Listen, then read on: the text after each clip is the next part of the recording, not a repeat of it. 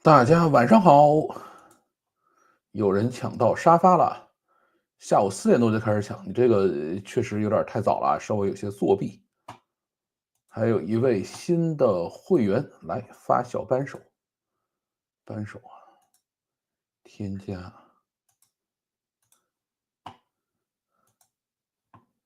点赞点赞，欢迎点赞。好，我们开始准备今天的直播，然后。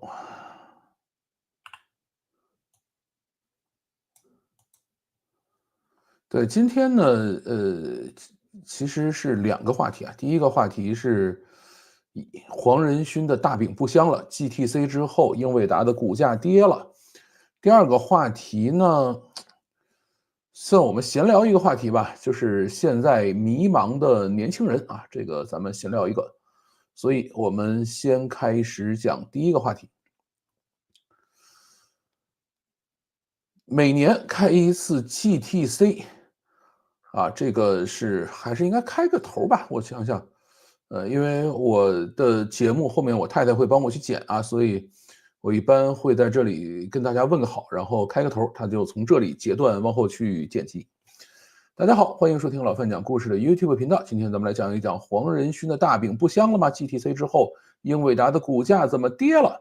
每年呢会开一次 GTC 啊，这个 GTC 呢叫 GPU Technology Community 啊，大概是这样的一个名字，就是 GPU 技术的一个社区的会。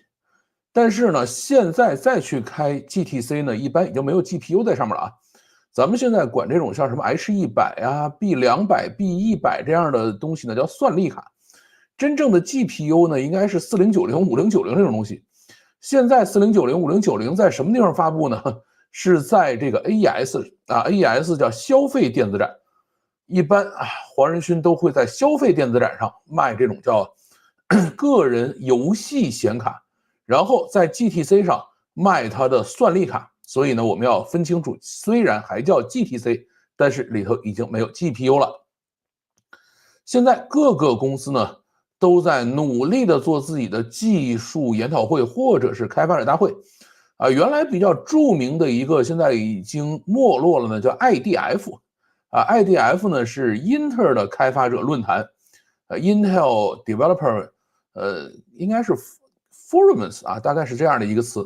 现在已经没有那么热了然后现在还比较热闹闹在开的呢，一个是谷歌 I/O，一个呢是 Microsoft Build 啊，就是微软的这个构建大会，然后是苹果的 WWDC 啊，苹果就是属于投机取巧，他们叫全世界开发者大会，对吧？这个名字取得好，因为他先开始啊，这个所以他就可以取这样这个投机取巧的名字啊，然后包括英伟达的 GTC，现在都还是比较热的。OpenAI 的开发者日呢，目前还在努力的追赶之中。Meta 也就是原来的 Facebook， 现在呢有2个开发者日啊，一个呢叫 Meta Connect， 像它的各种 AR、VR 啊这种设备都是在这里啊，包括很多的这个 Meta 广告系统都是在这里开啊。其实以前 Meta Connect 大会，大家主要是去听它的广告平台的一些运作方式，因为广告平台挣钱嘛。其他东西都不怎么挣钱，对吧？所以它这是一个。另外一个呢，从今年要开始开叫 LlamaCon，这个应该叫 Llama Conference， 大概是这样的一个名词，是专门给它的这个大模型开的一个开发者大会啊。所以Meta今年会有2个。那么说回来，黄仁勋今天都说了点什么呢？这个主要还是在继续他的科学家之路。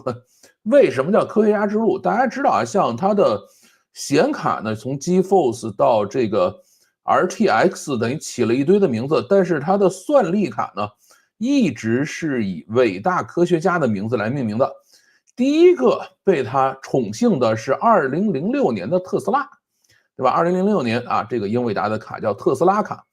到2010年这4年之间没有发新卡，其实当时大家并不是那么在意这种算力卡，所以到2010年呢就上新的了叫费米，这个是伟大的数学家费米大定律费米。到2012年呢，叫开普勒啊，隔了2年又发了一款啊，这个开普勒天文学家，对吧？开普勒望远镜啊，开普勒天文台啊，再往后呢，2014年再发了，这回呢叫麦克斯韦啊，麦克斯韦方程式，这个大家也知道是很著名的啊，这个大科学家、大数学家啊做的这个东西。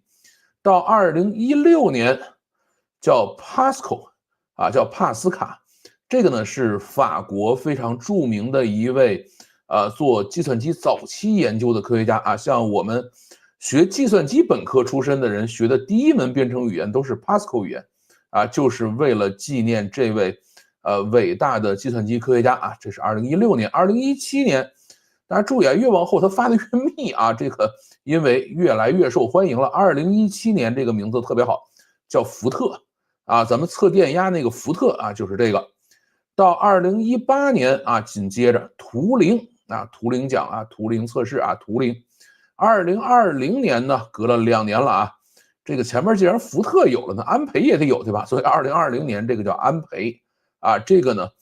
不是咱们现在用什么 A100啊 A800，那个不是安培，那个是后边一个姓 A 的就是以 A 开头的科学家。到2022年呢Hopper 就上什么 H100啊，什么 H20啊，什么 H80啊，什么这些东西啊，都是这个 Hopper 这个科学家干嘛的呢？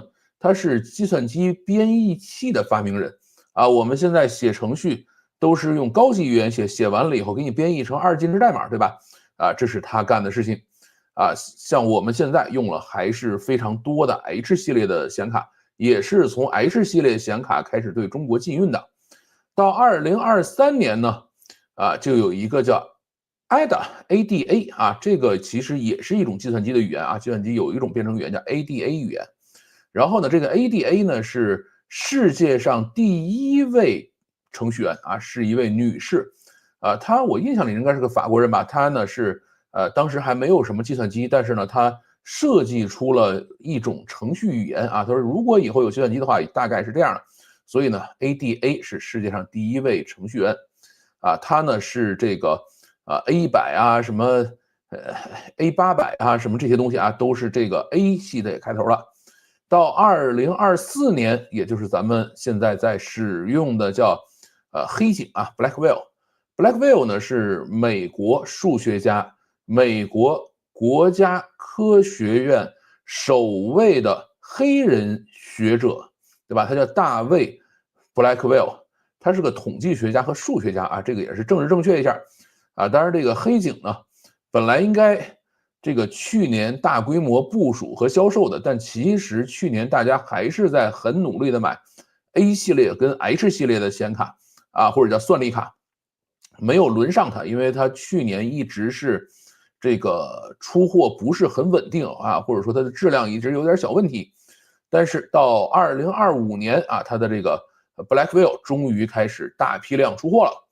那么2025年呢，还会出 Blackwell Ultra 啊，就是在这个基础上再要升级一下。到2026年啊，他说我们准备出一个叫 Robin 啊，这个 Robin 呢。是美国国家科学院首位女性的天体物理学院士，暗物质的发明人啊，这个是 Robin。到2028年呢，是要出费曼啊，费曼呢是一个量子力学这块的一个大拿啊，是研究量子力学的啊。现在就是把饼已经画到2028年了啊，就是我们把这个科学家一直顺下去啊，他是这么来去做这个事情的。那么现在呢，它的 Blackwell 200终于顺利出货了。这个 B100 就 Blackwell 100这个片子呢，好像出过货啊，但是并没有看到谁说我用了大量的 B100，对吧 ？B200 终于开始出货了啊。那么到2025年的下半年啊，要出这个叫 Blackwell Ultra 这个机器呢这个芯片实际上是Blackwell 300要比 B200呢快1.5倍。今年下半年出货啊，然后呢，这个估计一些还在排队等 B200的人啊，可能有一部分就可以转订单了。等到明年，我们就可以看到 Robin 了啊。Robin 呢，据说比 B300还要强3.3倍啊，大概是这样的一个玩法啊。这个，但是呢，这个里头其实有个错误啊，什么错误呢？并不是 Blackwell Ultra 比这个 B200快1.5倍，也不是这个 Robin 就比 B300快3.3倍啊。那你说我这个刚讲完了，怎么到后来马上就搞错了呢？写稿的时候也不稍微不认真点，对吧？这个原因也很简单啊，这个它其实是什么比什么快呢？叫 GB300 NVL72 比 GB200 NVL72快1.5倍啊，其实不应该叫快1.5倍，就是这个 GB300 NVL72的这个算力是 叫 GB200 NVL72的1.5倍啊，应该这么算，实际上就是快了50%啊，大家可以这么去理解。而至于后边这个3.3倍的是怎么算出来的呢？是 Robin NVL144比 GB300 NVL72要快了3.3倍啊，它这个是算的整个服务器的钱，它并不是算的一个芯片的钱啊，所以啊，这个啊不是算的是整个服务器的算力，而不是单个芯片的算力，所以大家要注意。那你说这个 GB200跟这个 GB200 NVL72到底有什么区别呢？或者 B200跟这个 GB200 NVL72到底有什么区别？咱们想象中的 B200呢，其实是一个芯片，或者说做出一块卡来，对吧？哪怕这个卡再贵，几万美金一块，对吧？你也是可以把它塞到服务器里边去的。但是呢 ，GB200 NVL72呢，那就完全是一个妖怪了啊！怎么能叫妖怪呢？这个里边有36颗 Grace CPU 啊，这个 Grace CPU 实际上是 ARM 的一种 CPU， 每一个 CPU 里头还有72个内核，然后这个里边还有72颗 Blackwell 的 GPU 啊，所以这个里边一共是有36颗 CPU， 72颗 GPU， 有 13.5T 的显存啊 ，HBM3E 的显存，而且有液冷的系统啊，就是水冷的，再加上 NVLink 的交换机啊，整个这一套加一块才叫这个 GB200 NVL72啊，它是一台服务器啊。至于说这个服务器到底有多大个呢？为什么说它是妖怪呢？大家是不是在想说，我怎么能够把这些芯片都给它塞在一个盒子里，对吧？这玩意儿得有这个多高的密度啊？其实这个东西，首先我们先说功率啊，它的功率是120千瓦啊，这个是一个挺吓人的东西，对吧？你像咱家里热水器可能也就是几个千瓦，它这个玩意儿有120千瓦啊，这个非常非常耗电，而体积呢是一个标准的42U 机柜啊，所以这个东西并不像大家想象似的是一台服务器，它是一整个机架。是19寸的42U 的机架装满了，就是一个这个 GB200 NVL72，然后这东西有多重呢？1.36吨啊，这个一般人也是搬不走的啊，反正至少我搬不走。然后价格300万美金左右吧，因为还要看具体的配置，对吧？你到底配了多少显卡，配了多少显存，配没配这个 NVLink 的这个交换机啊？他要看这个东西，基本上就要300万美金起啊，这个所以它是一个妖怪。那么为什么要跟大家讲这个呢？就是老黄现在肯定不甘心只卖卡，对吧？人家说我要把整个机架一起卖给你，你不能说光买我这卡，而且他鼓励大家将8台 GB200 NVL72组成一个集群一起来使用，对吧？你想一台300万美金了，那8台哇，好开心，对吧？2400万美金就扔进去了，对吧？这个对于英伟达来说肯定是一个非常非常好的生意。那么现在这个谁在买这种 GB200 NVL72呢？主要是这种叫算力云厂商。什么叫算力云厂商？就是说我没有别的业务啊，我就是提供算力云啊，这个我也没有什么这个 to C 的业务，也没有这个其他的任何的这种做这个系统集成啊，或者是其他的这种 to B 的业务都没有，我就提供算力云啊。他们呢在大批量的采购 GB200 NVL72，就直接从黄仁勋这里买完整的机柜回来。这个里边最著名的一个公司叫 Coreweave 这个 COREWEAVE Coreweave 这个公司呢，这2天要上市这个真的是英伟达的亲儿子这个说我们就提供这个玩意儿那么这些大的这种 AI 大厂一般是不会直接买 GB200 NVL72的，对吧？那么他们包括 XAI 呀、微软呀、谷歌呀，他们喜欢自己 DIY， 对吧？我自己来拼，你不要给我拼好了，你拼好了以后，我觉得很不爽啊。它是这样的一个玩法，所以大家要看一看啊，咱们再回过头来看这个 GB300插了72个芯片的这个服务器，要比 GB200插了72个芯片的服务器快50%，也就是达到1.5倍。后边有一个特别有意思的事情，这个 Robin 的这个后面，它不再是72了它是 NVL144，所以呢，它所谓的是原来300的这个服务器的3.3倍，它是用了2倍的芯片在里头所以原来那个是72个 GPU或者叫算力核心，现在呢是144个算力核心达到了3.3倍所以这个 Robin 其实比这个GB300其快不了多少大概也就是这样的一个情况。那么 Robin 之后呢，再接着出叫 Robin Ultra 一般它叫 Ultra 的芯片，就是我可能把2个芯片拼一块或者做一些类似这种扩容的工作当然像 B 系列不是这么干的具体怎么去排这个号现在还不确定。大家要知道前面的有 B100、B200、B300就是今年下半年要出的是 B300。B200 呢，其实就是把俩 B100 拼一块了B300 呢倒是重新设计的一个单芯片设计至于说 Robin Ultra 的话现在黄仁勋准备直接出 Robin Ultra NVL576把576个 Robin Ultra 的芯片塞到1个机架，我估计这1个机架未必塞得下，有可能还是要塞2到3个机架或者是4个机架才有可能把它塞进去为什么呢？因为它需要散热虽然这个芯片本身没有那么大但是你想加上液冷散热，再加上它整个的这个连接系统，还是非常非常吓人的然后呢，这个 Robin Ultra NVL576呢，它是 GB300 NVL72的14倍这个我们反正就是拿这个数字去算了，这个数字并不重要意思是什么呢？就是黄仁勋已经基本上达到极限了，他想让这个东西变得更快一点的唯一方法，就是把更多的 GPU 塞到机箱里边去，对吧？这是他能去做的。至于再往后，费曼到底会变成什么样，这个实在太美，不敢想象肯定是很贵的东西除了去发这些芯片之外，还干嘛呢？发交换机叫硅光交换机。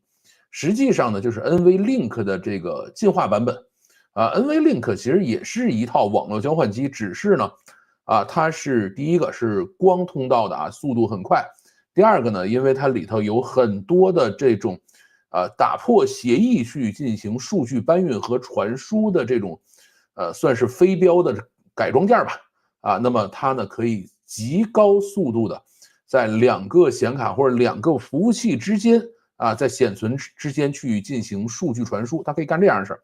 所以黄仁勋就讲了，说你一旦加了我的 NVLink， 你就相当于是把所有这个72个 GPU 连成一个。如果你再把8台服务器这种 NVL 什么72搁在一起的话，我可以让它整个像一个 GPU 那样工作，对吧？这样它从这个 GPU 的显卡向那个这个 GPU 的显存向那个 GPU 的显存里去导数据的时候非常快它干这个事了。但是呢，这个里边还有一个问题是什么？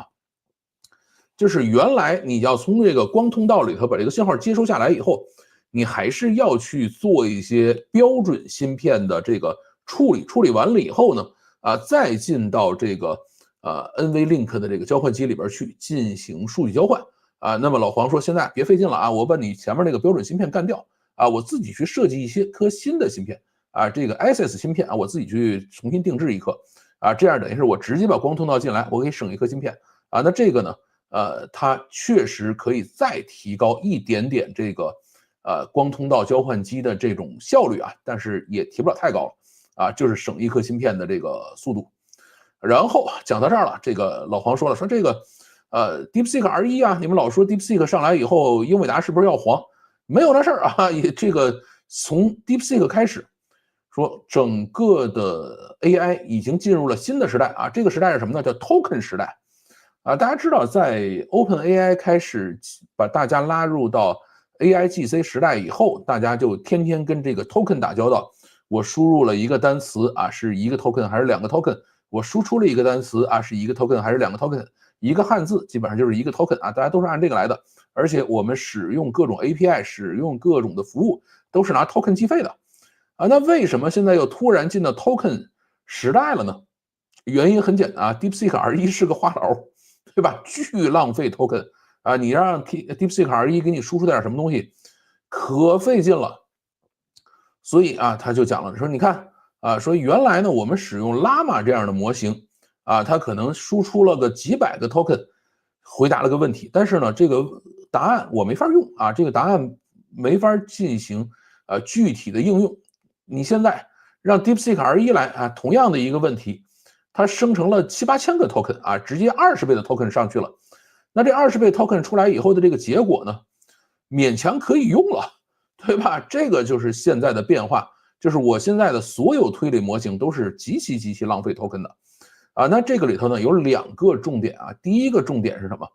叫结果可用了啊，因为你一旦结果可用的话，大量的应用就会上来，对吧？原来大家还是在围观看热闹，说啊这个东西好有趣啊，那个东西好有趣，然后出来的这个东西啊非常有意思，但是你输出的结果你是不敢直接用的啊，现在可以用了。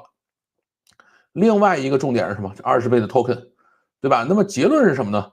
大家必须要买更多的英伟达算力服务器，组建更大的集群，才能满足需求啊。第一个，它可以用了，所以大家赶快来买服务器，把你们家的这个应用都整个搬过来吧啊，赶快来改造。第二个呢，就是原来啊几百个 token 就可以搞定的事情，现在可能要几千个 token， 甚至上万个 token 啊，20倍的 token 浪费掉啊，所以你们原来那个服务器不够使了，赶快换新的。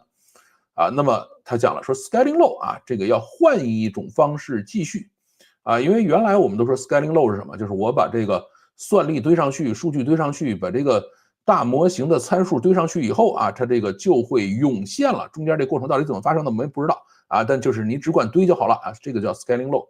现在呢，这个 GPT 4.5出来以后，大家觉得 scaling low 是不是走到头了，对吧？你费了这么大劲，花了这么多钱，然后让它出来以后，效果好像看不太出来，对吧？那么老黄说不是这样的啊，这真不是这样的。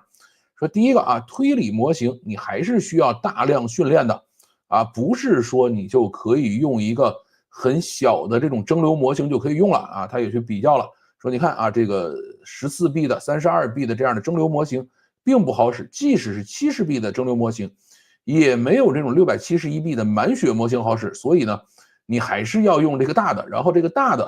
这个671B 这样的模型，你要去训练它，依然需要大量的 GPU 去工作，对吧？所以啊，这块是一个新的赛道，就是原来 GPT 4.5那个东西呢叫预训练模型，现在是推理模型，整个 scaling low 重走一遍啊，而且推理过程一堆话痨，对吧？这个通常是非常浪费的一个过程，才能够获得可用的结果啊。用老黄自己的话说。每一个 token 都在质疑自己，就是你每输出一个 token 都在想我对吗？对吧？然后再生成出一大堆 token 来进行相互的验证，得到一个最终可用的答案啊，这个就是 token 时代，所以大家赶快去买 GPU 啊，这是他讲的。在这2块之后呢，再去讲的就是它的2个小主机啊。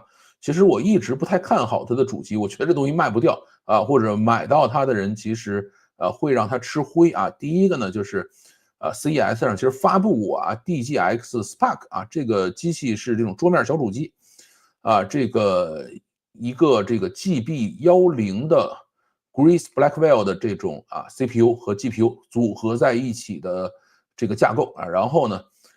跟这个 Mac Studio 比起来，基本上没法比啊，因为最新苹果发的 Mac Studio 插满了内存以后是可以跑满血版的 DeepSeek 这个 R1啊671B 的，但是这个 GB10这个好像还差了那么一点点啊。然后另外一个呢，就是他说我准备发叫 DGX Station 了啊，这个是什么呢？就直接把 GB300 Grace Blackwell 的 Ultra 这样的芯片。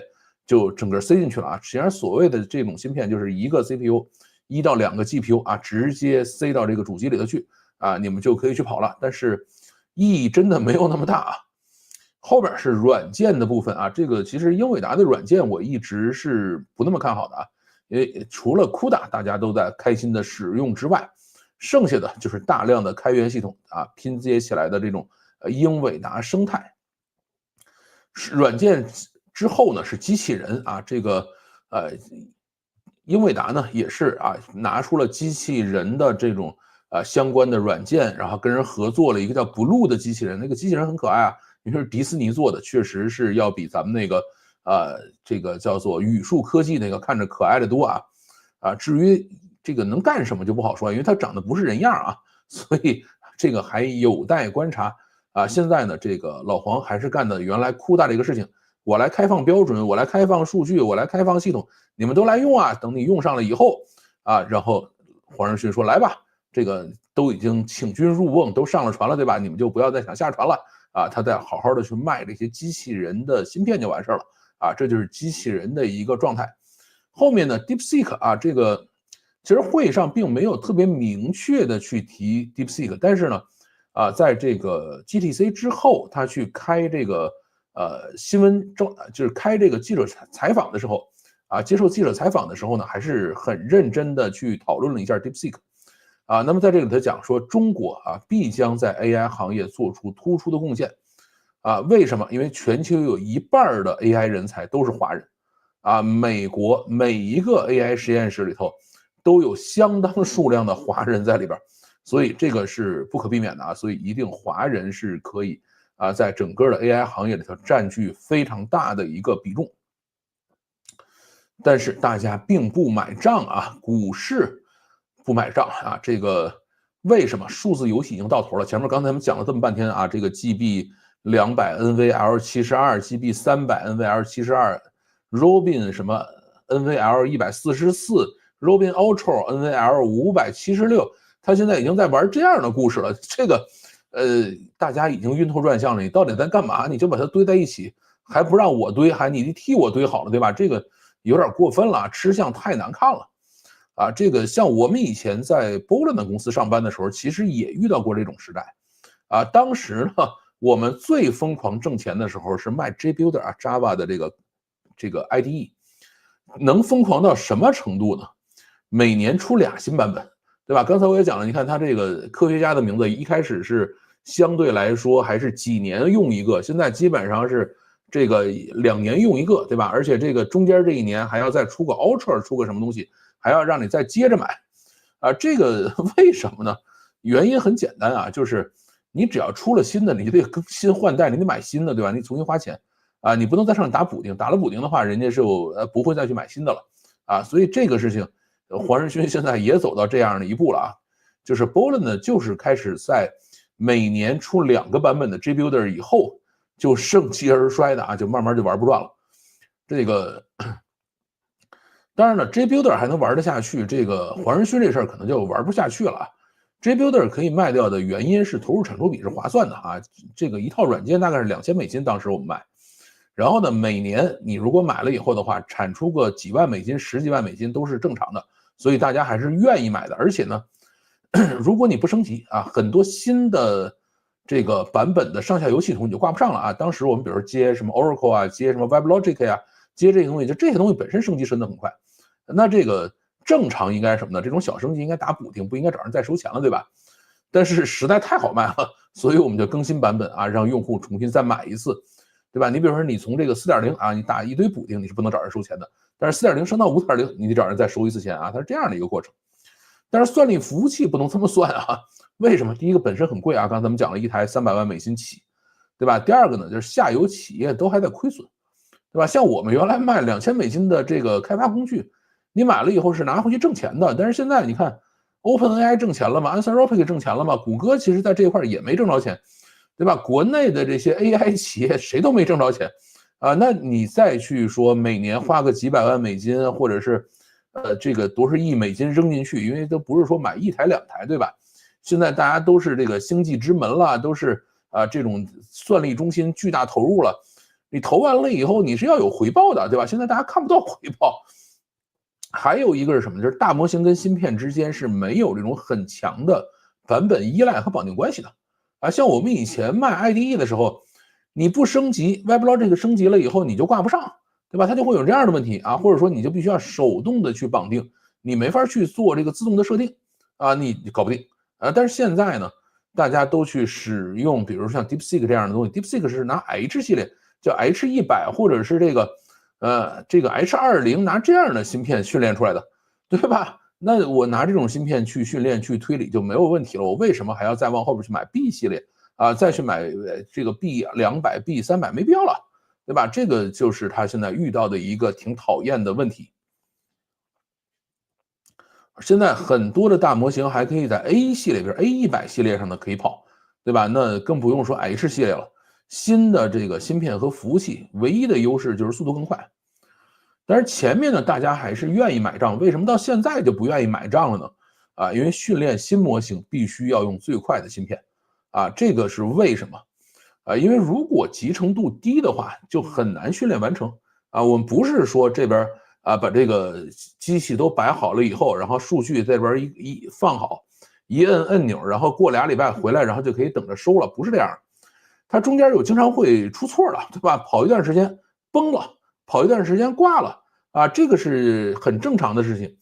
但你如果是集成度比较高的话，第一个就是说你不需要太多的机器放在一起就可以跑，啊，那你出错的几率就会变小。另外一个呢，就是你用比较短的时间就可以跑完，那它出错的概率就更小，对吧？那么它整个训练的成本就会下降，啊，所以集成度越高，越快的芯片训练成本反而越低。因为什么？东西确实贵了啊，你买了新的芯片，东西贵了，但是训练时间变短了，失败的概率就会下降啊，失败的概率就会下降。现在不买账的原因是什么？就是推理任务呢，现在没有那么挣钱啊。原来大家都在抢说谁是老大啊，现在老大基本上也就是 OpenAI 在那儿孤零零的站着，其他的人呢都是这个就是围攻光明顶的样子啊，我们就都是这个心里憋着不舒服，然后天天的给你去添堵啊，是这样的一个状态。现在呢就是啊推理啊，而且呢现在基本上都是按照 H100的小时数来定价的，价格还在不断的下滑，并不是说哎这个推理资源已经这个不够使了啊，我们需要用更贵的这个更贵的这个钱数来去买这个 H100的算力啊，不是这样的。现在这个 H100的算力的价格不断的滑，GPT 4.5也展示了啊，就是继续加大参数规模，基本上已经死路一条了啊，走到头了。在几千亿参数的 MOE 模型上，更大规模的到底是不是有意义这个事儿呢？不好说，因为像我们讲的 DeepSeek R1啊 ，DeepSeek V3，也就是671B 的这样的，就是6710亿参数的 MOE 模型嘛，大家觉得其实是够使的。虽然啊，黄仁勋还展示了一个叫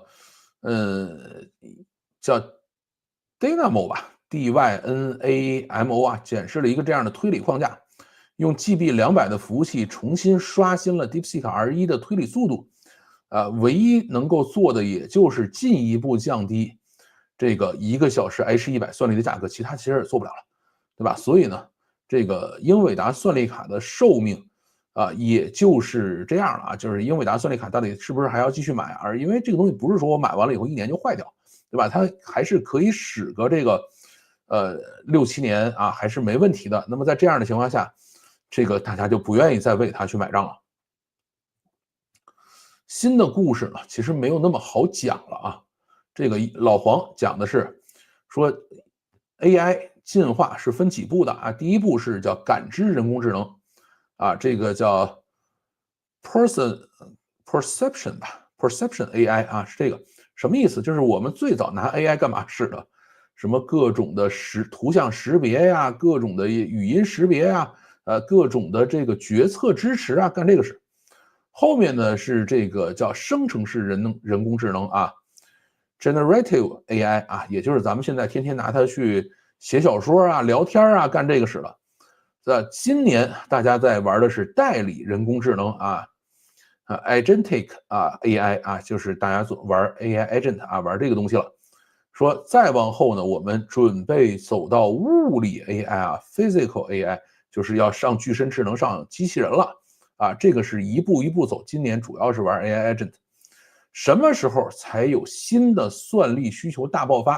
这个其实是老黄现在最头疼的问题啊。现在他讲了这么长时间啊，开 GTC 大会时，他的意思就是说，你们还要接着买啊，你们不能说这个就接着用原来的这个 A100、H100这个东西不行的，你一定要去买我新的，对吧？那么什么时候才会大爆发？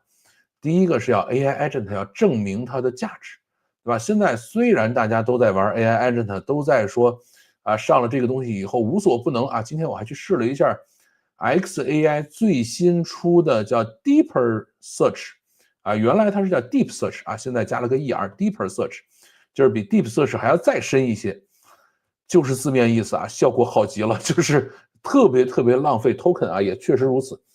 像我们使用 AI agent， 比如说挂到这个Anthropic 的 Cloud 3.5 上，一会儿$1就不见了啊，一会儿$1就不见了，那可快了啊！这个玩意儿非常非常消耗 token， 对吧？那么一旦 AI agent 彻底证明了它的价值，那么更多的软件公司开始招聘程序员了，而不是像现在这样不停的裁撤程序员的时候，更多的各行各业就都会开始进行 AI agent 的改造。并且取得成效，那个时候AI 算力还会再爆发一轮啊。这个到底是现在就买，还是稍微等一等，咱们再去买这个GB300或者 Robin 啊，咱们再去等着看啊。到那个时候呢，全产业链就都会有利润，而不像现在似的，大家折腾半天都在赔本赚吆喝，OpenAI 也没挣着钱，谁都没挣着钱，对吧？到那个时候会真的爆发，而且新产业的诞生，更多人开始从新的产业里头挣到钱啊，这个也是值得期待的。就是我们现在都在讲说 AI 要改变所有的所有的传统产业，要把以前所有的传统的这个软件都拿来重做一遍啊，这个其实是错的啊。一旦是 AI 真正大行其道了以后，一定会有非常非常多的新产业冒出来。那么英伟达后边怎么走？其实要看中国能买哪些芯片。对吧 ？DeepSeek 让 H20的出货量大增啊，因为中国大量的这个像什么阿里啊、腾讯啊、百度啊、字节啊都在疯狂的买 H20，对吧？让这个自己的云服务中心上去可以跑 DeepSeek。虽然很多人说，哎，我们用这个华为升腾芯片就跑起来了，但是挺费劲的啊。想要很好的跑 DeepSeek，还是去买 H20啊，就是美国允许出口到中国的这些芯片。因为你有一堆 H20以后，你再让其他的这种来路不明的芯片在里头跑起来，也就可以说得过去了啊，就是我至少买过正版的，对吧？那么如果英伟达可以在中国孵化出类似 CoreView 这样的算力云企业，那肯定就可以起飞啊。这个还是要看美国到底怎么去限制咱们稍微讲两句这个 CoreView。这个 CoreView 这个公司呢，最早不是做算力云的，它最早是挖矿的。就是买了英伟达的算力卡回去挖比特币它其实主要可能还是挖这个以太坊挖这些东西。后来呢，这个挖矿挖不下去了以后呢，就开始做算力云供应商，就是他去买这种英伟达的服务器，然后去租给别人用英伟达投资，然后呢做技术支持。所以为什么他叫英伟达的亲儿子呢？62%的收入都来自于微软。就是千万不要以为说微软花了好多钱去买了一大堆的这个显卡，就是微软大量的算力都是在这个 CoreView 上做的。最近呢，这个公司是向美国 SEC 交表准备上市，计划以260亿美金的市值上市，应该是今年目前应该算最大的一个美股 IPO 了。如果英伟达可以在中国也整这样的一家公司上市的话，那它就起飞了打击走私还要看美国到底怎么个打法。今天我还看到一个小哥说，这股市怎么整成这样了美股也不景气，这个中概股好像今天也是趴赛了。他说我要去新加坡做代购去把这个比如 GB300或者这种东西给它搬回来他要干这个事情。那么下一个增长点什么时候到来黄仁勋真正值得钦佩的地方呢？其实并不是说他前边这个显卡做的怎么好，刀法怎么精准。黄仁勋真正让人钦佩的地方是他眼光很长远，对吧？CUDA也是做了这么多年突然爆发的，它其实做了非常非常多的技术，现在它在很努力的推这个机器人、自动驾驶和量子芯片，对吧？今年就在干这个。你想最后一个2028年要发的芯片叫这个费曼啊，那哥们儿是研究量子力学的，对吧？把这样的人拎出来给芯片命名的话，那到那个时候，这个费曼的芯片到底是怎么驱动的还不好说啊。但是估计应该还是按照传统方式来驱动的。这个英伟达现在已经在波士顿设立了量子计算实验室啊，招一大堆人去做研究去了啊。但是呢，以黄仁勋的讲法是，这个达到非常有用啊，就是你可能稍微有点用还不算啊，就是非常有用。这个量子芯片可能还要20年啊。现在呢，还是老老实实的去买它的 GB200、GB300或者明年的这个 Robin 啊，去买这些东西啊就可以了。总结一下。在 AI 市场上，如果只有英伟达的声音，只有英伟达在赚钱的话，迟早是要崩的啊！这个泡沫是要破的。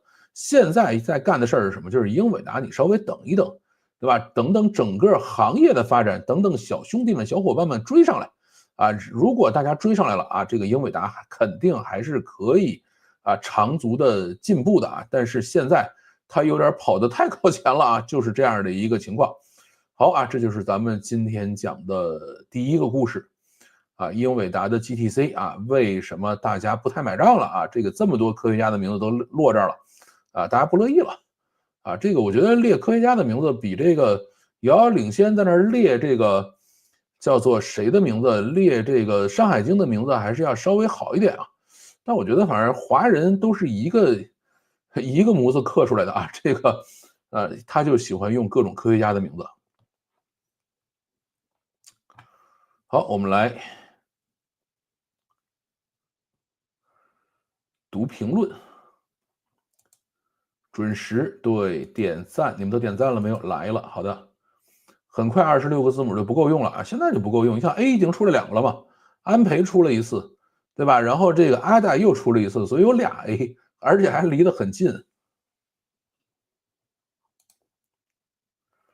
家里最后一代 NV Link 是3090，应该不算 NV Link，NV Link 是他们那个交换机，对吧？应该是显卡。你像我这个机器上是3060，我儿子的这个笔记本上是4070，啊，我们还在继续折腾。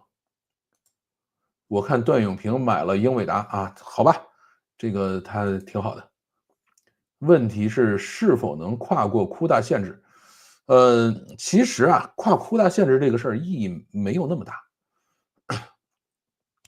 现在 AMD 是没有 CUDA 的，对吧？然后这个其他的包括什么博通做的那叫ASIC 芯片也没有 CUDA，然后像这个谷歌做的 TPU 啊，然后这个微软和亚马逊自己定制的这些 ASIC 芯片都没有 CUDA，啊，它也能跑，但是你一旦要去做大模型训练了，你要的是稳定性，对吧？你自己那个东西做推理还可以，推理的那就是我这次推错了，下次换一个那个机器重新开，我再接着推不就完了吗？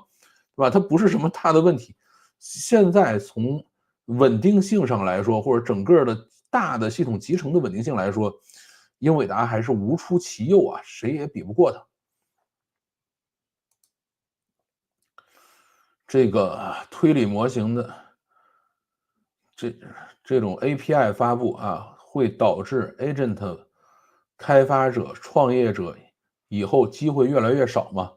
因为你说的 Manos 也没戏，这个不好说这个事情，因为现在呢，这个 OpenAI 做的这个方式就是我的大模型越来越强啊，然后我的大模型去调用各种各样的这个工具啊，它是用了这样的方式去做，但是这种方式最后会不会被别人接受，还要等着看。因为呢，做 AI agent 其实有2种玩法，第一种呢就是，我们设计好流程以后，然后在每一个节点让大模型去干活，对吧？第二种方法就是像 OpenAI 想干的这种，就是你把所有的功能都给它，然后写一个大提示词，让那个模型一把把这个都干完啊。它这么干，这个是 OpenAI 希望去走的方式，还要看未来怎么做吧。其实你看黄仁勋也在干这个活，就是你不要买我一个显卡，对吧？不要买我一个算力卡，你要买我一大堆的这个算力卡72个，然后我给你拼一个机柜出来啊，他是这么去想这个问题的。所以 OpenAI 也是这条路子啊，这个看后边怎么办。GitHub 上以后会不会有开源版本可以这个换模型的这种response AI API？我觉得这个不是叫做可以换模型啊，而是什么呢？这个 responses API 它是可以去指定模型的，它可以干这个事儿，但是呢，还是要这个推理系统去支持。现在的推理系统呢，应该距离支持它还有一点点距离，我估计应该快了啊。像这个国内的，比如说像呃阿里云啊、腾讯云啊、字节呀，还有包括这个硅基流动啊，包括国外的 Together 呀，什么这些，应该都在做这个responses AI 啊，应该都API 都在做。JBuilder 死多少年了？是啊，哎，JBuilder 现在应该还在吧？我不知道这一年是不是还在更新啊？显卡为什么不能像光刻机那样搞这个位置锁定？你没法锁，因为它的驱动是开源的，对吧？你只要是把这个东西装到这儿以后，它这个驱动挂起来，然后你就可以去工作，而且它的这个算力服务器是可以完全不联网工作的，这个东西是没有办法进行锁定的，它不像光刻机似的一个整个的，对吧？你这个就算是1.36吨的一个这个 NVL72的服务器，你也是可以找个叉车，然后一把那个弄一箱子回来，对吧？一个集装箱里头，我估计装个几十台或者是上百台都可以一把装走。所以它跟那个光刻机不一样，而且光刻机你需要调试，对吧？我必须是找工程师来调好了以后，这个螺丝往左边拧3圈，往右边拧3圈，对吧？他要干这个。而像这种这个服务器的话，你只要上到机架上，然后后边插上电源线就可以跑，对吧？至于这个机架到底是在楼顶上还是在地底下埋着，它其实无所谓的。而且千万不要以为说光刻机就可以锁定位置啊，因为我们以前是做同方光盘的时候，四处去逮这个压盘生产线四处去逮这个东西。压盘生产线可能比光刻机小点吧，但也是很大的一套东西，大概需要装个2、3间屋子那么大一个东西，对吧？我们真的见过广东那边的老板盖一个楼，然后呢把这个压盘生产线盖到这个2楼、3楼上，然后再把底下的楼梯拆了，他们真干这种事儿，对吧？你想去抓他这个打盗版盘，你逮不着他。还有人干嘛在地上挖一个大坑然后把这个压盘生产线装在坑里，然后在这个坑上面再盖一楼没有任何地方可以进去这个都有人干过。所以呢，不要觉得这个这个东西就不能移动或者是就这个锁定位置什么，别想这个。对，我刚在华为升腾上装了 VLM，跑了70B。哎呀，这个我觉得真的没什么意思VLM 现在用的多吗？摩尔线程不是有 CUDA 吗？没有吧？CUDA 这个东西是有专利的就是你要真说生破解的话，那 AMD 早把它破了，对吧？哪轮得上它呀？摩尔线程只是这个创始人是从英伟达出来的，对吧？但是它也不能直接上 CUDA这个是不可能的。新的 Mac Studio M3 Ultra 512G 统一内存才7到10万人民币，怎么看？这个，其实这个玩意儿呢，一般人用不了你也不要想着拿这个东西去跑这个671B 的满血版这个其实没什么意思。如果谁真的去买这个 Mac Studio M3 Ultra，也不用去买这个512B，可能买一个这个，比如说128B 128G 内存的就够了拿它去做这个，比如 8K 视频的渲染其实挺好的这个至于大模型的话，还是到云端去跑吧，真没必要在本地折腾这种事儿Agent SDK 会成为模型的标准吗？这个怎么说呢 ？OpenAI 想但是还要看大家跟不跟。我觉得成为标准的可能性是比较大的。资本市场在等大模型落地，而不是追算力。是的，就是前面算力已经拉太高了。老黄显卡在科学家命名选择有什么考量啊？大把著名科学家没有提及波尔普朗克，哎，普朗克好像用了吧？啊，没有用普朗克啊，他用的是多普勒。我觉得肯定还是要跟他干的活稍微的啊，开普勒用过啊，普朗克没用过。这个也许还会用呢，这个每年都要出新的呀，对吧？这个科学家有的是。以前压盘机就是印钞机，是的，那个玩意儿可挣钱了。今天看到有媒体吹 AMD 了，都在找新的风口，老黄的饼。如果没有什么革新啊，就没什么吸引力了。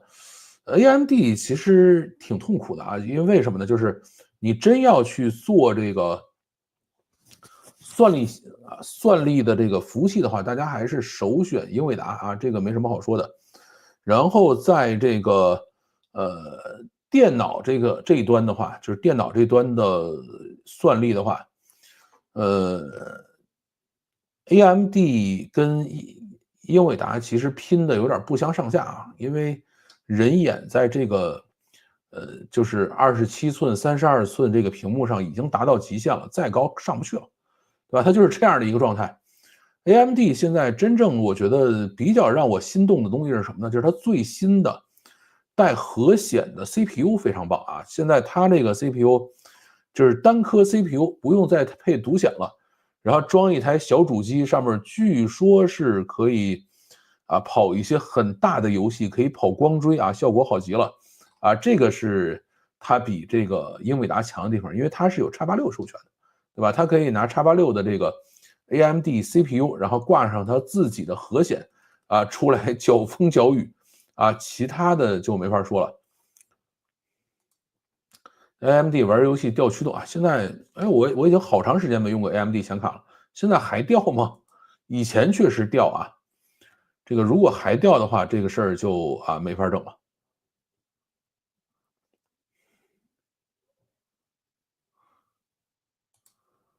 AI300系列处理器，这个还是等着有机会去整一个吧。但是现在家里头这些硬件还是有点太多了啊。你像我现在，MacBook Pro 啊，这个叫什么东西？这个叫M2 Max，到现在我也没觉得我必须要换 M4或者什么这些东西，没有这种想法啊，基本上是够使了。这 AMD 新的核显据说有4060的性能，哎，我看有些人在讲4070、4080了啊，这个但是我没有自己试过这个东西。这个笔记本样机非常棒啊，这个我还没玩过。二手处理掉，再换新设备，关键没什么需要的。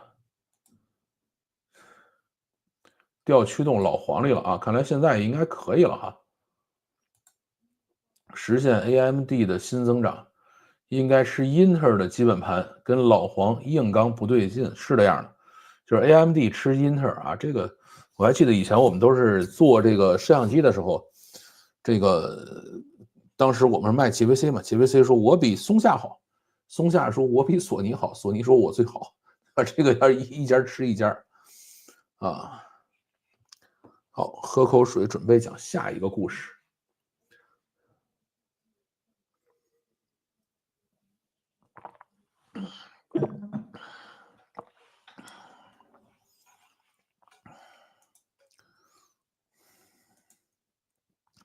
马斯克发他 Doge 办公室的照片啊，用组装机，看来有了云端，终端不是那么重要了。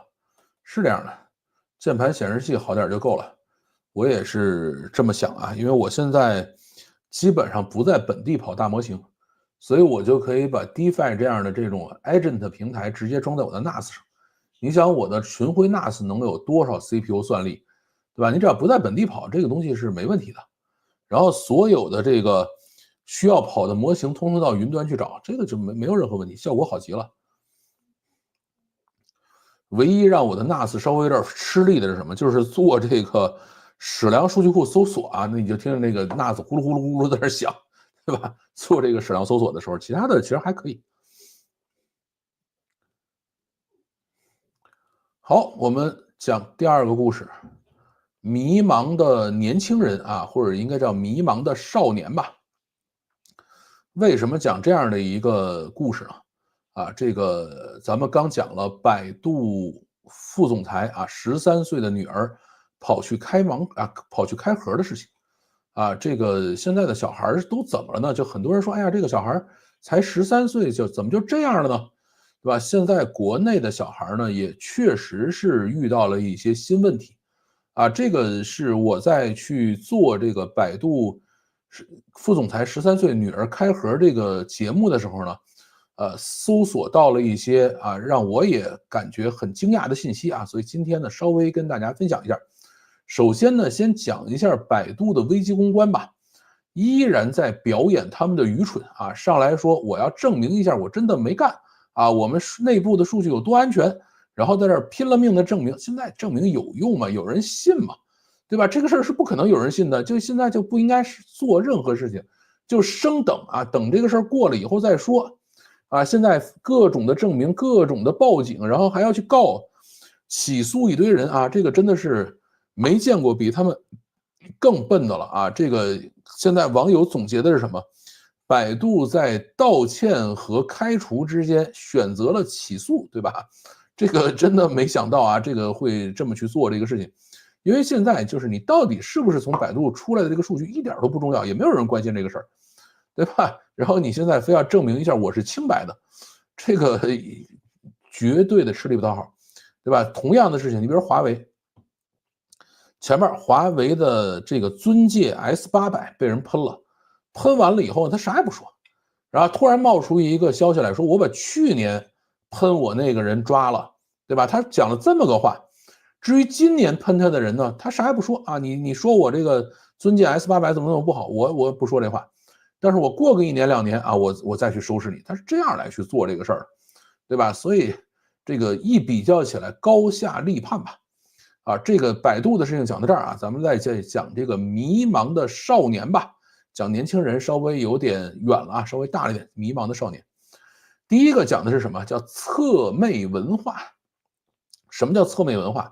厕所的厕妹子的妹侧妹文化。侧妹文化呢，是中国网络文化中的一种独特现象，主要指在公共厕所中以涂鸦、留言等方式进行交流、表达情感或者分享秘密的亚文化，尤其以年轻女性群体为主他们主要是14岁到18岁的女性，喜欢在厕所里边去干这个事情。而且它结合了线下物理空间，也就是厕所隔间，和线上传播，也就是社交媒体，形成了一种特殊的社交与创作模式就是很多的女生喜欢干这个事儿，男生不干这事儿了主要是未成年女性公共厕所隔间墙板上写字、画画或者是贴纸，内容包括吐槽生活、表白、求助和一种段子。当然骂人最多这个其实最多的是骂人。留言往往是匿名的带有私密性和即时性。即使不限于女性虽然不限于女性，但是呢，侧妹文化主要与年轻女性，尤其是学生相关，反映他们的情感需求和表达方式这个就是一个很新的东西。男厕所里头，你说有没有这种东西呢？男厕所里边呢，这个不太一样主要是黄段子、黄图以及各种暴力破坏比如说拿火去烧这个门因为男生躲在厕所里是要抽烟的这个女生呢，这个抽烟的不多，所以他们就跑到厕所里边去进行这个文艺创作去了。这个东西从哪儿来的呢？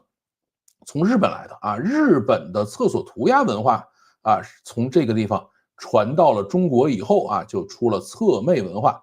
但是中国的侧妹文化呢，跟这个日本厕所涂鸦文化还不太一样因为它更具备网络化和这种迷因化的特点，就是你搞不清是谁做的这个事情欧美国家的这个学校厕所呢，也有类似的涂鸦传统，但是呢，大多都停留在线下，并没有像中国这样直接去跟网络、跟手机去结合在一起了。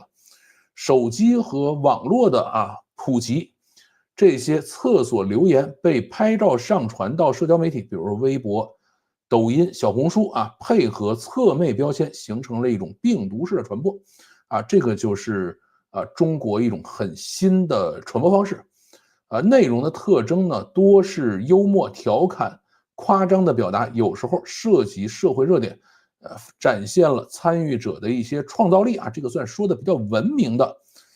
到了网上呢，就很容易发展成网暴侧妹文化，也是伴随着网暴、霸凌和自杀在一起的。就是有一些人在这个特别是女生看了侧妹的这个在厕所里边的涂鸦以后，就觉得受不了了去自杀、去轻生都是存在的。当一个群体封闭起来以后，一定会变得越来越极端这个当一个人可以躲在厕所隔间里不被人看到的时候，不被人知道是谁写的时候，也是会变成完完全全不一样的另外一种生物，它的这种兽性或者是它的一些心底的恶魔就会被无限的放大。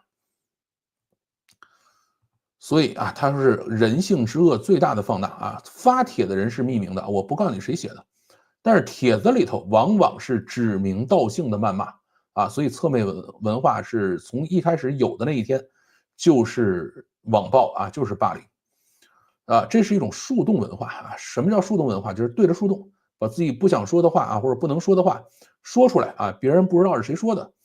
这个通过树洞呢，将信息传播到下一个不知道是谁的人那里去。其实像我们在 Twitter 上是看到过很多树洞的比如说李老师不是李老师，就是一个典型的树洞，一堆人上他那儿去吐槽，吐完了以后他选择一些他觉得有趣的再放出来这就是树洞文化。但是侧妹文化呢，算是树洞文化的一个变形。这个呢，很像是一种叫匿名社交的软件这个匿名社交这种软件形式或者这种服务形式呢，一直都存在每过一段时间就会有匿名社交的软件突然爆火，然后每过一段时间它就销声匿迹了。大家说为什么是这样？既然都爆火了，怎么又不见了呢？因为每次匿名社交 APP 的突然爆火，都是伴随着有人自杀被封杀掉的，对吧？这个因为你想，我可以上去骂人，没人知道是我骂的，然后我还可以指名道姓的去骂别人，那这个过程多么爽多么满足这个人的内心阴暗面对吧？那在这个过程中，特别是很多未成年人再去玩这种匿名社交的话，就很容易出现一些这个无法控制的事情，对吧？而且玩侧妹文化的人呢，一般是缺乏家庭关爱，对吧？很多事情没法跟家里沟通的小姑娘她们呢是在侧妹文化中进行情感宣泄的。像前面我们讲的这个百度副总裁13岁的女儿这件事情，对吧？你想，他父亲是百度的高管，那么自己一个人或者是几个人在加拿大上学，肯定是缺乏沟通、缺乏这个关爱的那么他就会容易被一些网络上面的这种亚文化所吸引过去。但你说他是不是侧妹或者什么这个，咱不好说大部分的侧妹呢是相对来说家境没有那么好的，但是也有一些家里很富裕的，我就是想在这样的一个环境下去讲一讲话这个也是存在的这是我们今天讲的这个迷茫的少年的第一块然后呢，是中国学生现在也有 OD 了这个 OD 不是讲的华为的这个岗位外包而是什么？叫 overdose 是过量服药。这个中国的中学生怎么也去玩这个呢？以前我还真没想过中国会有这种问题因为咱们禁毒一直是禁得很严格的。最近查资料才发现了这样的一个新的侧面吧。他们吃什么呢？一个叫右美沙芬止咳的药，还有一个呢叫普瑞巴林神经痛的药。还有一个叫金刚烷胺金刚烷胺是治这个帕金森综合症的药。大概约有25%的青少年呢报告有轻度或者重度的抑郁，可能导致自服药物以应对这个学业压力啊。这个是中国的这个抑郁症的学生的比例现在每年都在上升。那么这些学生呢，就会通过互联网开始分享和交流 OD 的体验啊，比如说一些生理体验，比如说嗜睡啊，或者是产生幻觉、心跳加快啊，这是生理体验啊。还有一些心理体验，比如说短暂逃避现实的这种解脱感，或者是随之而来的这种恐惧啊，这个也是有很多人开始去交流了。啊，因为你要一个两个人你去有这种过量服药，它不会形成风气，对吧？现在大家已经开始在各种的社交媒体、在微信群、在 QQ 群里去聊这个事儿了啊，这个就会很快的去进行扩散啊，去裂变，这个是很危险的啊。而且部分的青少年呢会用 emo 啊或者是丧来形容服药后的这种低落情绪，另外一些呢则称其为解压神器。显示出了对 OD 的双重态度，既是逃避工具，又是加剧负面情绪的一个东西。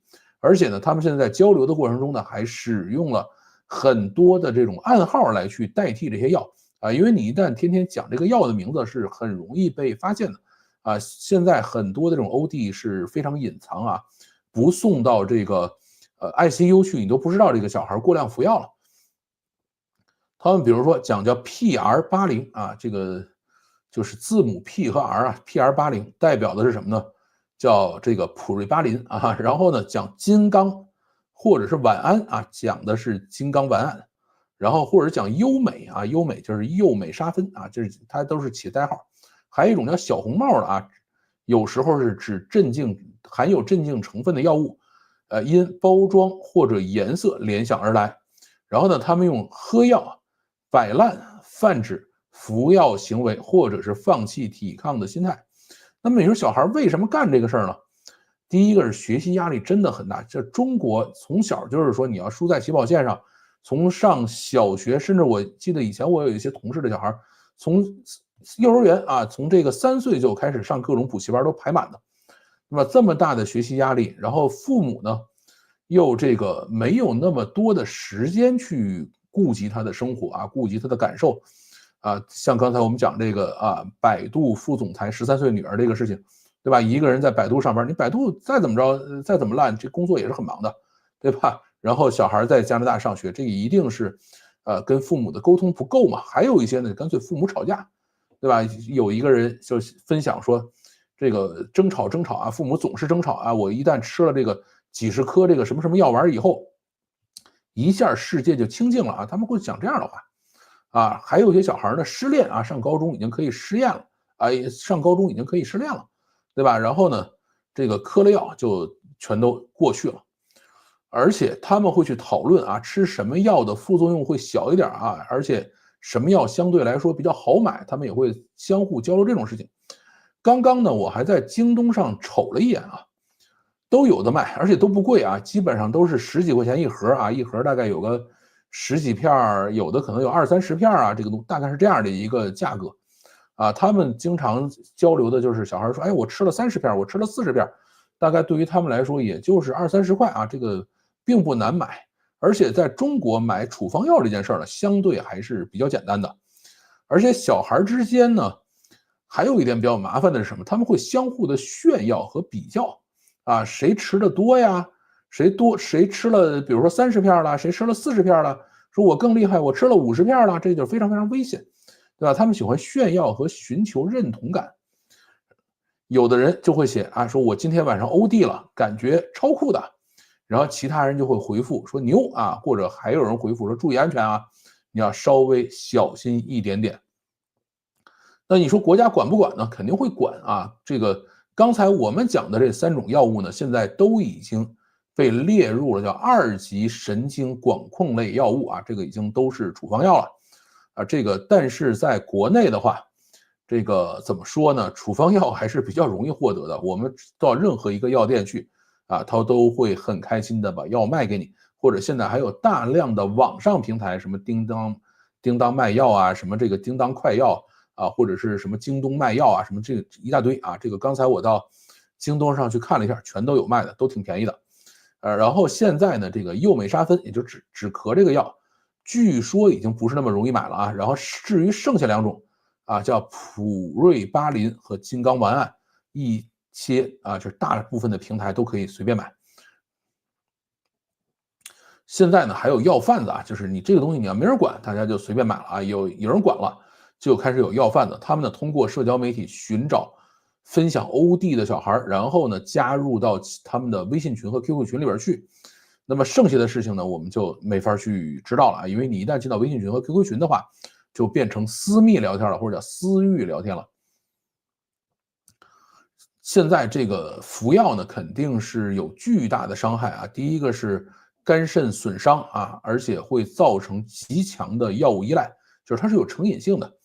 比如像这个普瑞巴林啊，滥用是可能引发这个戒断反应的，因为你成瘾了嘛，你不让他吃了以后，他就会难受啊，而且会造成这种永久性的神经损伤啊，这个人会这个比较呆傻吧。还有一些小孩呢，因为服药过量，已经送 ICU 抢救了啊，但是没有听说是不是有人吃死了，这个事不知道。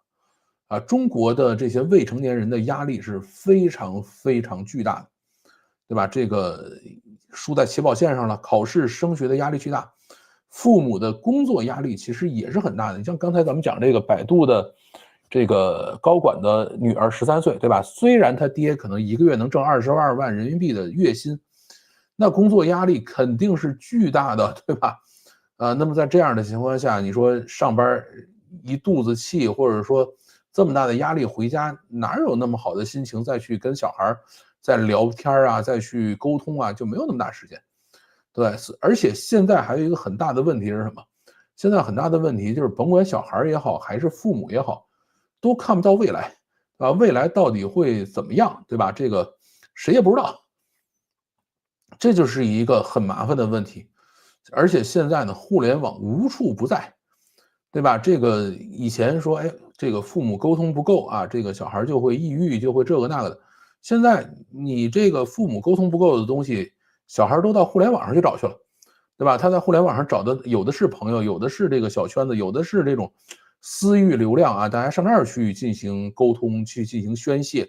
甭管你是玩侧妹文化，还是去搞 OD 啊，都是有这个小圈子啊，你可以进去了以后获得认同感，去进行感情宣泄，对吧？一个一个的这种小隔间里面，这个信息是流动的，而且你也管不住啊。那你说中国的互联网监管不是挺严的吗？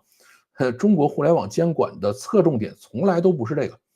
我记得以前这个，有一个朋友啊，就跟我讲说，你看啊，扫黄打非，啊，扫黄打黑啊，这个到底哪个更重要？我说是不是扫黄重要？不重要啊，这个没什么意思。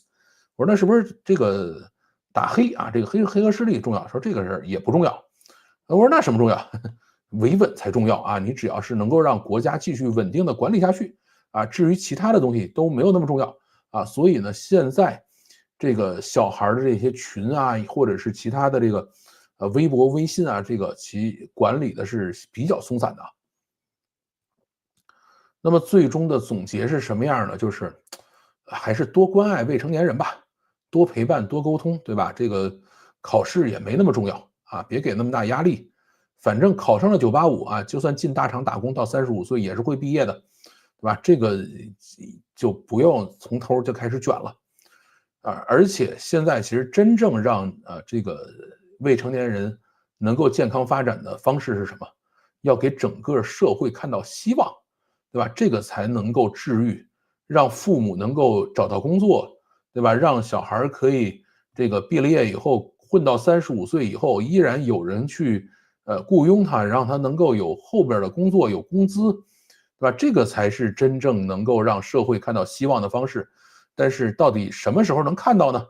这个估计快了吧。好啊，这就是我们今天的第二故事，稍微短小一点。我来看看还有什么话题啊，这个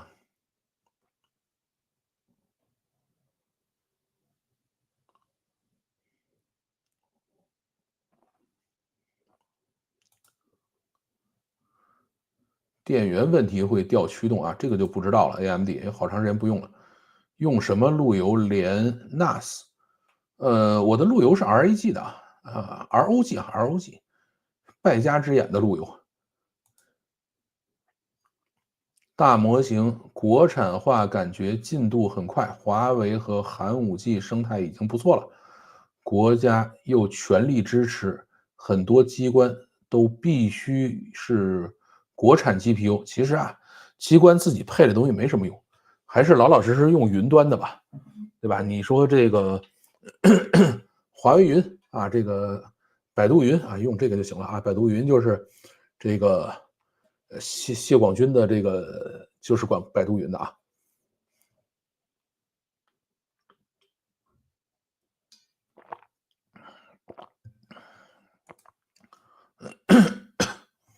跑去开房，我开啥房了？来也啊，头发咋回事？变形虫啊，也没有，它其实是抠图抠的不是特别干净。这种是在前端抠图的就会差那么一点点。男厕所基本都是广告多，对，第一个是广告，第二个是抽烟、打火机这个多一些。男厕所里会写诗啊，这个就已经算侧妹文化的一种，就是你还是在进行表达了啊。来了点赞啊，欢迎点赞。有没发现和如厕时才思如泉涌，大脑处于极佳兴奋状态？这个还真没想到啊，这个没有这种感受啊。过度压抑，是的，国内绝对是过度压抑。X 上经常看到 OD 啊，这个是摇头丸和摇头水和摇头丸啊，早20年就有了，但是国内中学生应该得不到这东西吧？我不了解啊。普瑞巴林助眠还可以，就是睡醒一直打喷嚏。刚上班压力大的时候用过，不过完全没有程咬金啊！我不知道，我从来没碰到过这种药。好的，现在才知道 OD 是这样的意思。但是焦虑或者抑郁不是直接去精神科挂个号不就行了吗？医生也很关心你。在中国呢，神经病一直是当疯子治的啊，就是精神类疾病一直当疯子，而且一旦一个人被确诊为精神类疾病的话，可能这辈子就废了，大家都会用异样的眼光看着你，所以，中国人都是从来不承认自己有这样的问题的啊。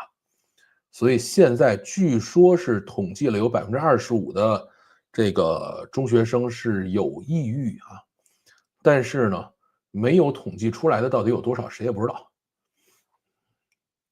就跟中国人从来不承认自己过敏是一个道理。CPU、内存、硬盘都比以前便宜了，为什么整机反倒贵了？这个 GPU 贵了呀，就这么简单。当然好，看了王局啊，更喜欢你的真诚啊，这个没必要了，这个各有各的玩法吧。镇静药、安眠药物和酒精是相同的刺激人体的这个叫什么？GABA，过度很容易把自己整死。这类药吃多了会有抗药性，很容易上瘾，不知不觉越吃越多。不知道啊，我是从来没吃过这东西，我也是去整理前面这个信息的时候，突然看到了这么样一些报道啊，也确实是让我觉得挺惊讶的。我从来没想过这个事儿。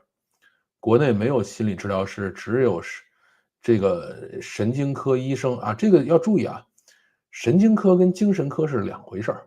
像我有时候也去看神内啊，叫神经内科，就是你比如说手麻脚麻呀，什么这个东西是看神内的啊，包括什么颈椎啊，有时候也看神内。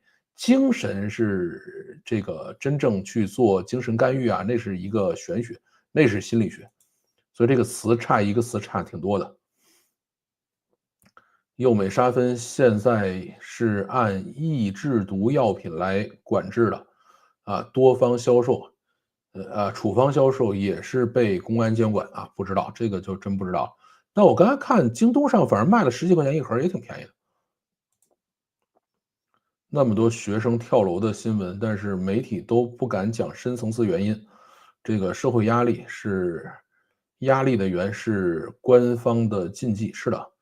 我记得前两天还看一个说为什么要去歌颂苦难，说对，我们不能批判苦难，只能歌颂啊。为什么呢？因为你一旦批判苦难，你就需要去找到苦难的原因啊，这个东西不能看啊，只能这样。寒武纪生态啊，寒武纪是指的它那个芯片。谢广坤犯事儿了，这是什么？不知道啊。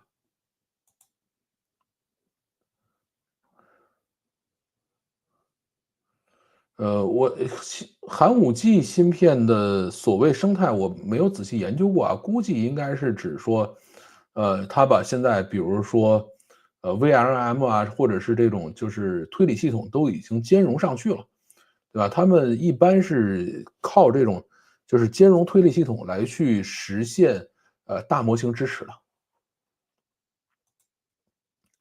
止咳水不是摇头水啊，早期止咳药水里有阿片类成分，跟碳酸混合成来软性毒品，当年在中学生里很流行，后来禁售了啊，这个是真的。止咳药水是确实流行过一段时间，而现在还有人去小孩去吸什么东西，就是这个打火机的那个气儿啊，就是打火机，我不知道那个是什么气儿啊，就是你看到它是液体的，然后喷在嘴里的，他们去吸那个玩意儿。据说很爽啊，不知道。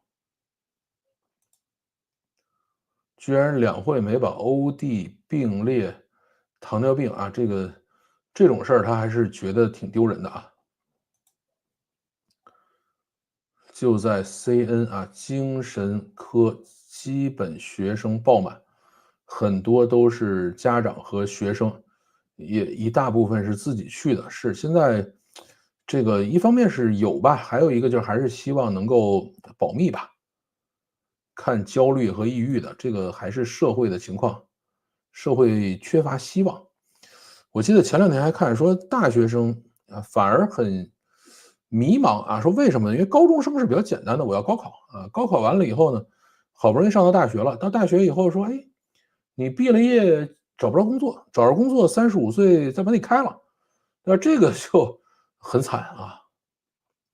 现在青少年还需要学编程吗？入门 Python 还是 JavaScript、Node.js？我觉得编程还是要学一下啊。至于学什么呢？根据自己兴趣爱好，学 Python 就挺好。我还没吃过镇静药或者安眠类药这些东西，推荐做瑜伽或者冥想。哎呀，这个，瑜伽和冥想都比吃药贵啊。想起了以前的大力哥的采访，必须喝大力，大力出奇迹。那不知道是什么啊？C 加加别学这东西，这个挺累的。诊断有那个精神病，会大概率被写入个人档案里，伴随终身。所以一般人有问题，除了观念问题，还有代价问题。是的，大家反正肯定都是能藏就藏了。入门玩这个，这是什么东西？没玩过。这里搞清楚，抑郁症不是精神病，除非是严重的抑郁症，才会可能有精神病。这个问题是你跟普通大众讲这事儿，你讲不明白呀，并不那么容易的。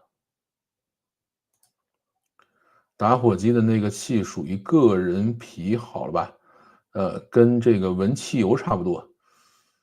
那个气儿有味儿吗？我都因为我自己不抽烟啊，所以我不知道那个气儿是什么味儿的。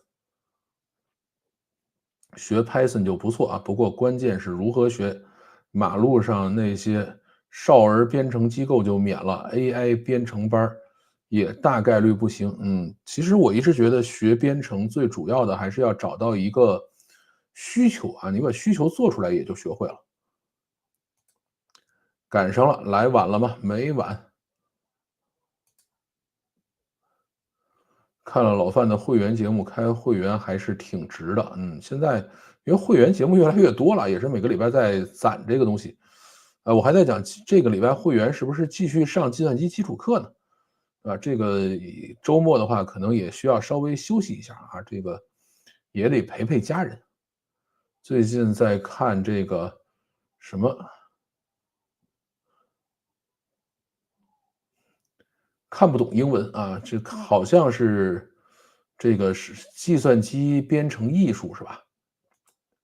青少年编程很多都是用 BYOB 啊，这个其实我不建议干这个事儿啊，青少年编程也是直接 Python 比较省事儿。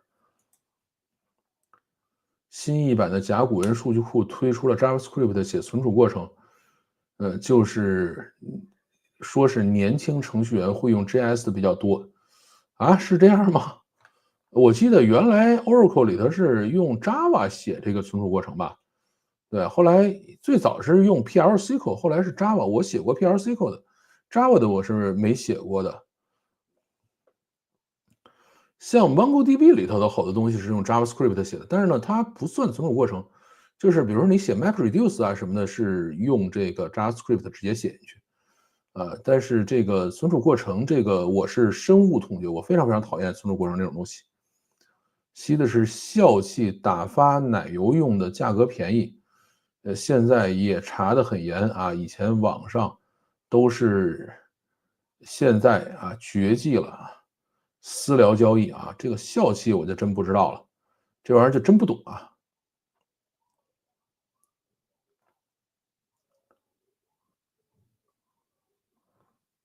对于一般人来说，甚至对于官方来说，有心理问题等于有精神病啊，有神经病。是的，超级传统守旧的社会主流观念是，你跟他解释说抑郁症不是这个精神病，这个谁愿意听？能看懂这个是什么？我就不懂啊，这是个什么词？我不认识。前两天和一个技术朋友聊天，对敏捷开发、无文档开发的情况痛心疾首。现在敏捷开发并不是无文档啊，敏捷开发也是有文档的，只是它的这个文档规划方式跟传统的铺布式不一样而已。当然，我觉得 AI 编程会带来大量的史山代码，或者说这个很奇怪的代码。最新的一期 YC 里面的团队大概有90%多都是 AI 编程。我有个朋友以前在美国读书，诊所出有抑郁症，周围的人都鼓励他，帮他走出困境。是这个，但是你在国内就真不好说。你说，哎，谁谁谁抑郁了，大家就都躲他远一点万一出点什么事儿受不了。会员当中是不是程序员、技术相关的人多？哎，这还真不一定啊，这个各种人都有。所以你看我的会员节目里头，有一些是技术相关的，但是技术相关也是尽量想办法讲给文科生听的。然后呢，另外一部分就是闲聊和不适合放在外面的这个节目了。瑜伽柜不就是去个班儿学点皮毛，然后自己买个瑜伽垫女生可以要投资几套这个 Lululemon 啊，这个不是这样的。瑜伽最贵的是时间，你得有时间干这个事儿。你想这些高中生还要高考呢，谁有空坐在那儿搞瑜伽呀？对吧？没有什么东西比时间更贵了。主流里心理有问题等于有社会危害性，等于影响维稳啊，它不一定影响维稳，但是大家都是觉得能够躲一点的躲一点了。抑郁症不就是精神类疾病吗？虽然和一般人认知的精神病，也就是精神分裂不是一个类，但是抑郁到一定程度还可以躁郁啊，这个也是挺吓人的，就是当严重了以后。Physical 的存储都是异端，这个没有了。我其实挺喜欢 MongoDB 的，只是后来呢，MongoDB 这帮人搞得太烂了啊！其实他们包括像什么这个就是矢量存储啊，或者是这个什么矢量数据库这部分，他只给这个云端做了，他自己这个社区版他不做了，对吧？像我以前写的很多程序都是 MongoDB 的，这个现在就没办法，我现在回到这个 PostgreSQL 了，因为有 pgvector 可以用。我喜欢就是在一个数据库上把所有的问题解决掉，我不喜欢说这边一个数据库，那边再做一个矢量库啊，那个事儿我觉得很烦。虽然 pgvector 的整个的性能没有那种专业的矢量库好，但是我也没那么多数据要管理，是吧？挺省事儿的。现在大学都是水课，留学也不好找到工作，怎么办？怎么可以不用上学和上班儿？不，我觉得还是要上学上班儿啊。这个真正要上学上班儿，还是要反内卷啊。这个，大家要这个不能说我3个人的活儿啊，2个人干，把剩下人开了，那这个事儿就肯定没戏。而且现在的大学呢，基本上像管高中生一样管小孩儿。像我儿子大一啊，下半学期了，还在这上晚自习呢，对吧？这个只要小孩说我要中间回家，啊，这个班主任啊，或者说辅导员一定要告诉我们说，哎，谁这个要回家了，你们知道这事儿啊？我说知道了，那才能回来，对吧？这完全像管小孩一样。然后包括这个前2天是湖南大学还是哪儿，有一个小孩啊，出去了，周末离开学校，然后呢，这个后来告知家人说这小孩不见了，小孩没了啊，然后这个家长就跑到学校闹去，啊，这个那怎么办呢？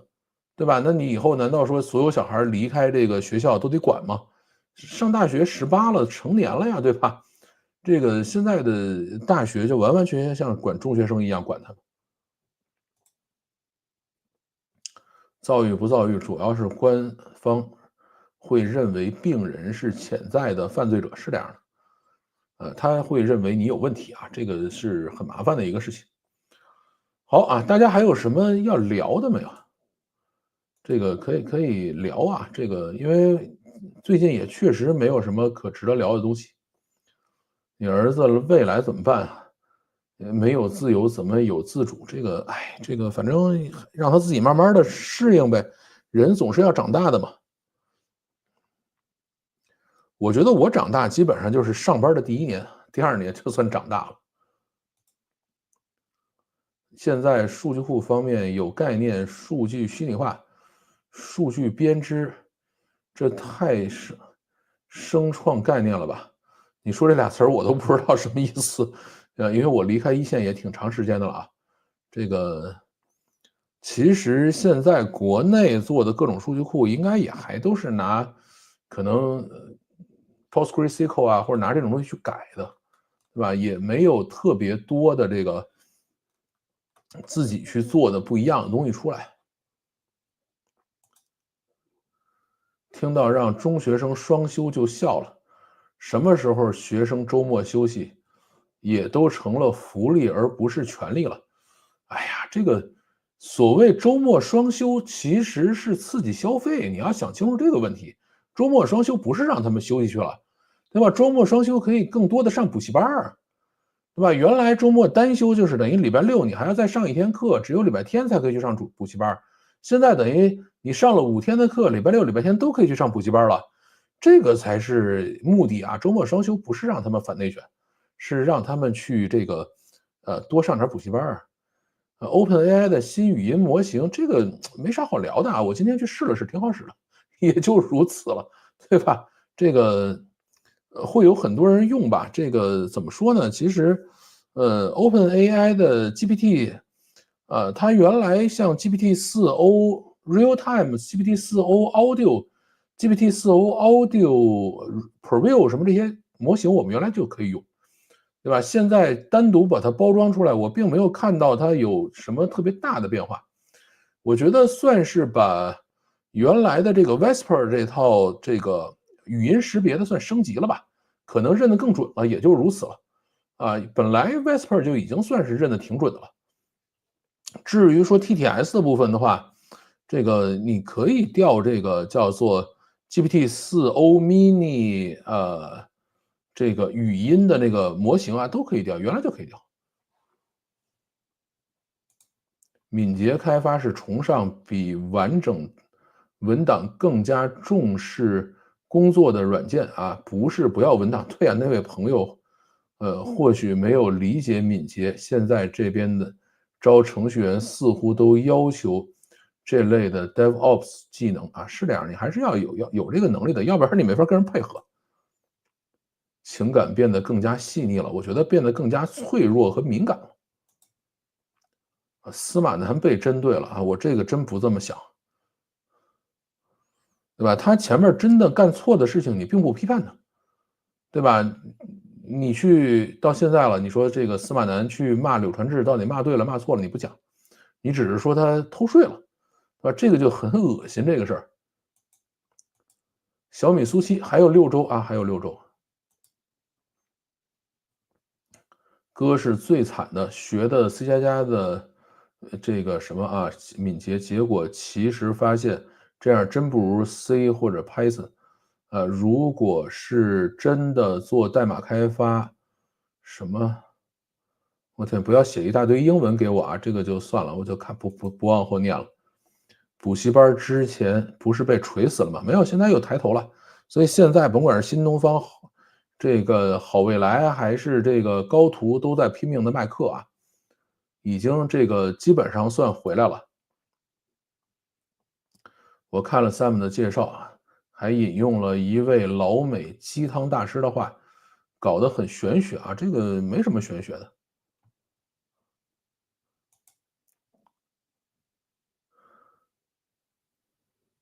是基本上美国以及英国很多 CS 或者 CS 加什么的课程里都把这本书作为基础啊，好吧，这个就没有看过了。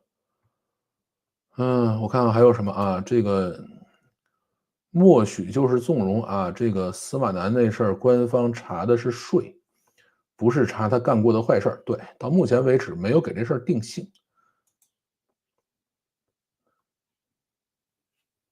高德纳写了计算机程序设计艺术啊，这个没看过。这个像我这个都属于是，虽然我是学计算机软件开发出身的，就是本科学的就是这个，但是呢，再往后就是比较深的书，其实并没有怎么看过。好，我们差不多到这里啊，然后周末大家好好休息，我也准备好好休息一下。这个北京突然就变得很热了啊，一下就变到28、9度了。这个春天已经过完了，马上就可以，你像我现在已经是短袖了，对吧？这个马上就可以短袖短裤满街乱跑了。也祝大家这个春天愉快。好，大家晚安，周末愉快，再见。